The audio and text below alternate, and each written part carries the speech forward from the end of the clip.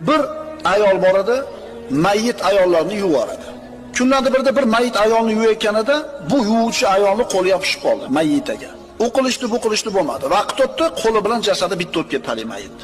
Shunda mayit ayolni egalari nima qilishiga hayron bo'lishdi. Ayolni tanasidan kesib turib, bu ayolning qo'lini ajratadimi mayitani? Yoki yuvayotgan ayolning qo'li kesiladimi? Mumkin emas, o'likni kesib bo'lmaydi, sochini olib bo'lmaydi, terib bo'lmaydi o'likka.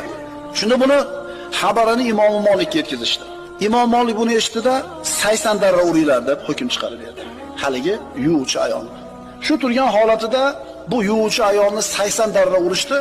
80-darra tushganida qo'li mayitni tanasidan ajrab ketdi. Bu yuvuvchi ayol mayit bo'lib yotgan ayolni zinoda qalbi bilan ayblab qo'ygan edi. Bu zinokor deb qo'ydi. Qatida birodar qalbi bilan g'iybat qilgani uchun javobgar bo'ladigan bo'lsa, tili bilan g'iybat qilsa